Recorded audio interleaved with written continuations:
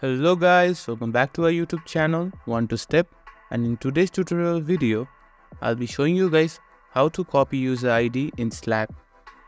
So let's get started. So first of all, I haven't added any of my friends, so I'll be showing you guys by copying my ID.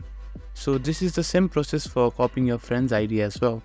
So first of all, I'm clicking on myself.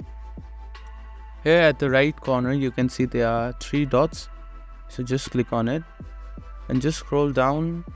Here you can see copy member ID. Just click on it. By just clicking on it, you can copy the member's ID. I'm gonna show you guys over here.